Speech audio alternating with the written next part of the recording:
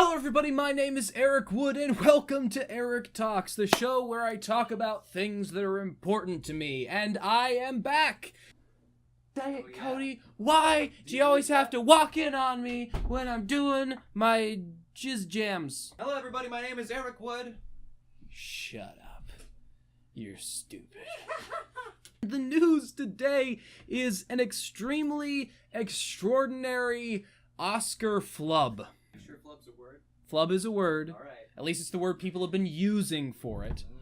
Yeah. So, okay, I'm not usually into celebrity gossip, and I usually don't get into stuff like that because I think it's boring, and I think only stupid people talk about other people that they have no effect on their lives. But anyway, I am going to be talking about this because I just find it truly and utterly fascinating how messed up it got, because I have done shows before, and I have done award shows before, and it's interesting, and when one little thing goes wrong, everything goes wrong. We lost, by the way, but, you know.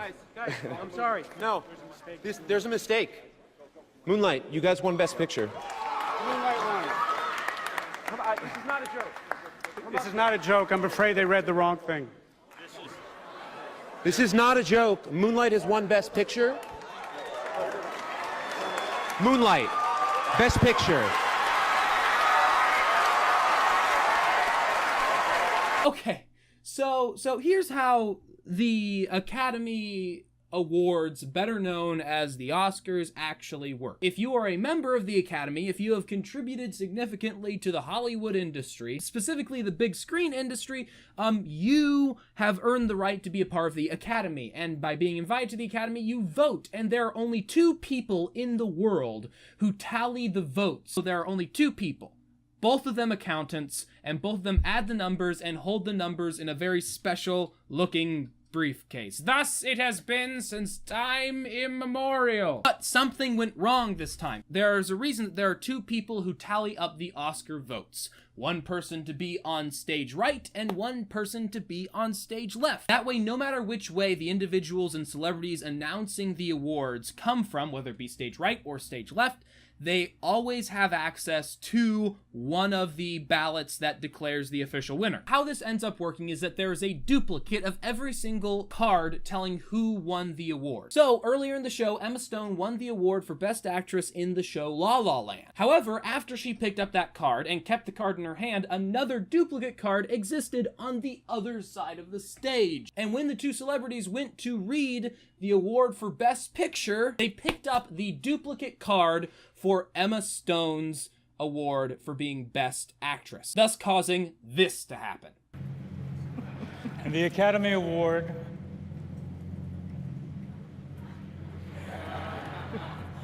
for Best Picture. You're impossible. Come on. La La Land.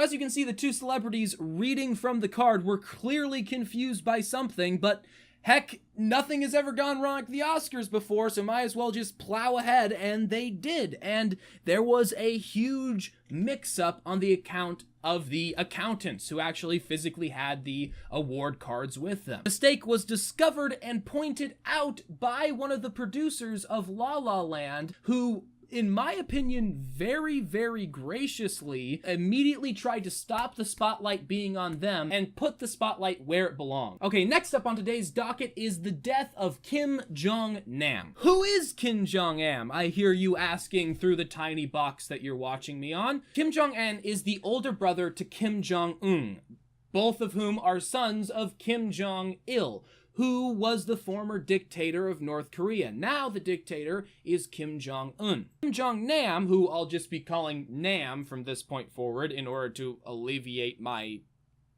diction, Nam was not well liked by his family for two main reasons. First off, his father considered him a dirty capitalist after spending too much time in Sweden. He advocated for economic and social reform within North Korea, and this was a real danger, an existential threat to the North Korean regime because he was deemed the heir apparent as the eldest son of the current ruler of North Korea. And Kim Jong-Nam had a absolutely embarrassing fall from grace when he was caught in an airport trying to get into Japan using a fake passport in order to take him and his family to Tokyo Disneyland. Arrested in Japan, deported to China, at which point North Korea had to go through the lengthy process of extraditing the current heir apparent to the North Korean government. Yeah, that's a pretty efficient way to have a falling of grace from your very powerful family. So why is he popping up in the news again? Well, he is dead. After the embarrassing flub in Japan trying to get into Disneyland, he decided to put himself into a self-imposed exile, slash maybe not self-imposed, but it was meant to look like it was self-imposed, slash whatever happened. He ended up living in Singapore and China and all over the place and really enjoyed traveling and was actually a pretty recluse figure. No one really knew about him, no one really cared about him, and he quite frankly preferred it that way. The reason everyone has started caring about him again is because he has been assassinated. The assassination was carried out by this girl, and she was under the impression, according to her own story, and her story is suspect at best, but according to her story, she thought she was pulling off a prank. According to her own story, she was paid about $100 by someone who told her to take a handful of baby oil and slap it across a guy's face. The issue is that the stuff in her hand was not baby oil. It was a weapon-grade neurotoxin. Now, this brings up some interesting questions. If it was a weapon-grade neurotoxin, why is she not dead from the fact she had it in her hand? Especially if she was completely ignorant to what the actual substance was. So like I said, the story is suspect at best, but it is a interesting end to an interesting life. As for who and why they would want him dead, it turns out, according to a South Korean intelligence officer, Kim Jong-un, had a standing order for North Korean intelligence agents to kill his brother as soon as possible. And this is a standing order that has existed for many years, and it's why he has been victim to multiple assassination attempts. This one just happened to succeed. So why would North Korea want him dead? He's a recluse living out of his own country and not really doing any harm to anyone in the world, including North Korea. The answer to that question is this. We have to remember that North Korea is basically a monarchy. As long as the eldest son of the former king is still in existence, Kim Jong-un's regime has an existential threat that it needed to take care of, and now it's been taken care of. Anyway, in some slightly lighter news, in our last news story for the day, Miyazaki is coming back! Woo! For those of you who don't know, Miyazaki is the mastermind behind Studio Ghibli, which is the company that has produced several just countless masterpieces such as Spirited Away, My Neighbor Totoro, Howl's Moving Castle, Castle in the Sky, and just countless other movies that are all animated and just utterly beautiful. I am a big fan of this guy's work. I am a sucker to world building, and some of the creatures and universes that he has built through his body of work is just breathtaking and beautiful and awesome. And this 76-year-old man is coming out of retirement to do one last film. Not a lot is known about the film. All we know is that it's apparently going to be the story of an adventure of a caterpillar. So whatever that means, it's what's going to be happening. I cannot express how absolutely enthusiastic I am about another movie of his coming out, because he is so indisputably brilliant at what he does. Beautiful, breathtaking pieces of animation, and I'm so excited for it to come back. Anyway, that's all the time we have for the news portion of the show. Now it's time to think deep. It is so good to be back doing these videos, and there was a reason for my prolonged break from doing it, which is it has become increasingly difficult to talk about the news. And if you'll notice for this video and me coming back, I haven't talked about a lot of serious news that's happening, such as Republican plans for Obamacare or any of the 10,000 things Donald Trump has done. And the reason I've done that is because it has become incredibly difficult for anyone to talk about current events. It's just hard because no one agrees on even the basic facts of what reality is. People don't even really know if they believe in reality anymore. But I am trying to ease myself back into it because I think it is a important personal mental exercise. I haven't actually read a news article until preparing for this video, so I haven't read a news article in a little more than a month, and that's embarrassing for me personally because that's such a fundamental part of what I think a good citizen should do. Good citizens should be reading and devouring information in an attempt to make informed choices.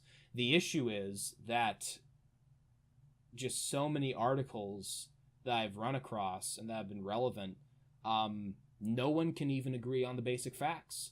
And that's hard to digest, and that's hard for me to compute and process. But I'm coming back, and I'm going to try and start doing these videos on a regular basis again, because I've decided that it's important to me, and important to what I do, and important to how I think, that I try and analyze, and I try to make sense of the world around me. And Aric Talks has been an excellent tool for me making sense of the world around me.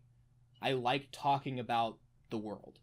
And so I'm going to start trying to force myself to talk and think about the world in a critical, evidence-based way.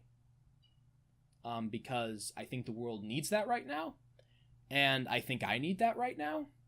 And, yeah. So today was a ridiculous, silly episode. And, so today was not the most hard-hitting episode. It was about animators and...